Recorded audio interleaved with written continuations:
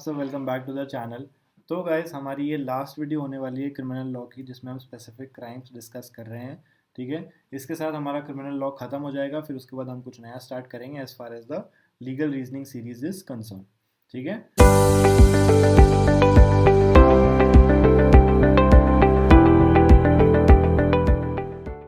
तो स्टार्ट करते हैं dishonest misappropriation of property and forgery से। तो सबसे पहले पढ़ते हैं डिसऑनेस्ट मिसअप्रोप्रिएशन ऑफ प्रॉपर्टी क्या होता है।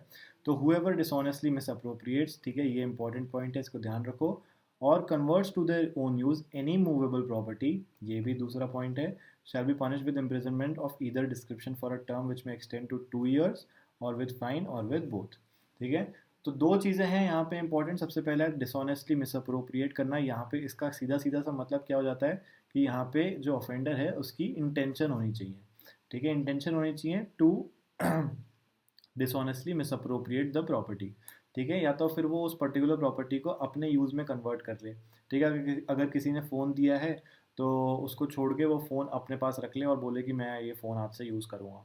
ठीक है, या और वो प्रॉपर्टी जो है वो मूवेबल प्रॉपर्टी होनी चाहिए। ठीक है, किसी घर का डिसऑनेस्ट मिसअप्रोप्रिएशन ऑफ प्रॉपर्टी नहीं हो सकता, क्योंकि घर जो है वो इमूवेबल प्रॉपर्टी है।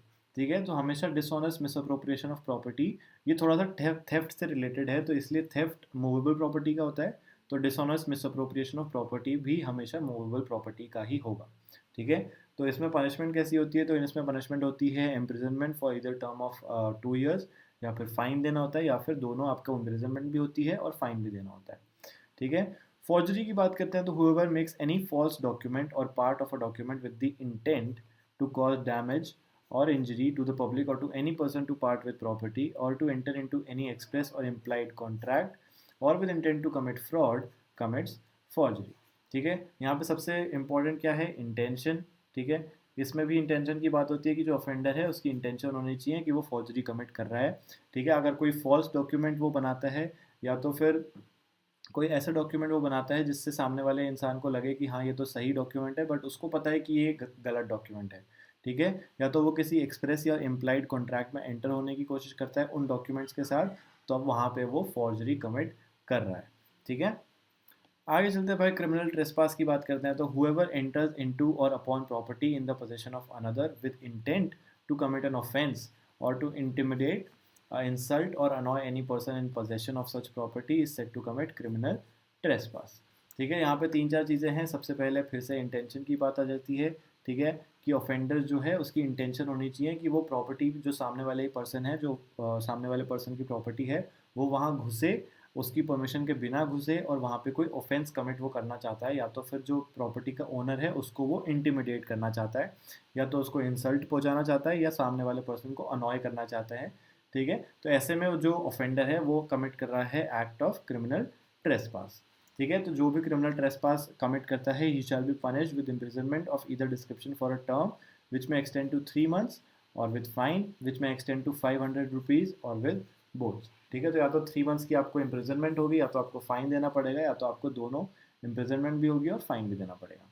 ठीक है, आगे चलते हैं भाई, डेफेमेशन की बात करते हैं। डेफेमेशन सबको पता है। ठीक है, whoever by words either spoken or intended to be read or by signs or by visible representation makes or publishes any imputation concerning any person intending to harm or knowing or having reason to believe that such imputation will harm the reputation of such person is said, except in the case hereinafter expected, to defame that person। ठीक है, तो यहाँ पे defamation के तीन चार essentials क्या हैं कि आपको या तो स्पोकन वर्ड्स होने चाहिए, या तो रिटर्न होने चाहिए, या तो कोई साइन होना चाहिए, या तो कोई रिप्रेजेंटेशन होनी चाहिए आपके हाथों से। ठीक है, आप कोई ऐसा स्टेटमेंट मेक या पब्लिश करते हो, ठीक है, जिससे सामने वाले इंसान की रेपुटेशन पे हार्म आता है, और आपको पता है कि आपके स्टेटमेंट डालने से, आपके वो स्टेटमेंट बोलने से सामने वाले पर्सन की रेपुटेशन को हार्म पहुँचेगा, तो वहाँ पर आप डिफेमेशन कमिट करते हो। ठीक है, इसका जो एक्सेप्शन की यहाँ बात हो रही है, एक्सेप्शन की बात हो रही है ट्रूथ की, जो कि इकलौता डिफेंस है डेफेमेशन का, कि अगर आपने जो स्टेटमेंट बोला है वो सच है, तो वहाँ पे आप डेफेमेशन के लिए लायबल नहीं ठहराए जाओगे।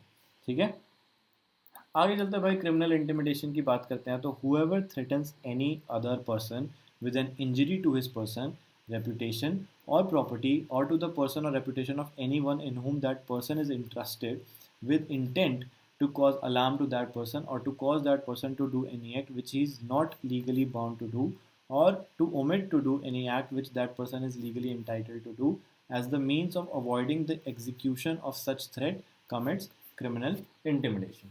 ठीक है, तो क्रिमिनल इंटिमिडेशन का सिंपल सा सीधा सीधा मतलब ये है कि जो भी आदमी अगर सामने वाले को थ्रेटन करता है विद एन इंजरी, या तो खुद को, या तो उसकी रेपुटेशन को, या तो प्रॉपर्टी को, या तो किसी और पर्सन की रेपुटेशन या प्रॉपर्टी को जिसमें उस पर्सन का इंटरेस्ट है, ठीक है, और वहाँ पे भी इंटेंशन होनी चाहिए कि सामने वाले पर्सन को अलार्म कॉज हो, सामने वाला पर्सन थोड़ा सा डर जाए, ठीक है, अलार्म का मतलब कि वो थोड़ा सा डर जाए, ठीक है, वो थोड़ा सा मतलब देख देख के अपने स्टेप्स रखे, तो वहाँ पे जो पर्सन है, जो ऑफेंडर है, वो कमिट करता है एक्ट ऑफ क्रिमिनल इंटिमिडेशन, ठीक है। इसका एक्सप्लेनेशन है कि a threat to injure the reputation of any deceased person in whom the person threatened is interested is within this section, ठीक है। तो अगर कोई डिसीज्ड पर्सन है, अगर कोई व्यक्ति है जिसकी डेथ हो चुकी है, उसकी रेपुटेशन पे भी अगर इंजरी होने की बात होती है, तो वहाँ पे भी जो ऑफेंडर है वो क्रिमिनल इंटिमिडेशन के लिए लायबल ठहराया जा सकता है, ठीक है।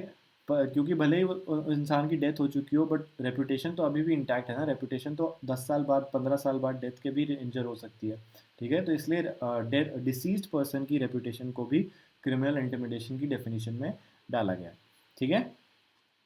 तो गाइस, इसी के साथ हमारी वीडियो यहाँ पे एंड होती है, और इसी के साथ हमारा क्रिमिनल लॉ का जो सेक्शन है वो भी यहाँ पे एंड होता है, ठीक है। अब हम कुछ और नया स्टार्ट करेंगे लीगल रीजनिंग की सीरीज़ में, ठीक है।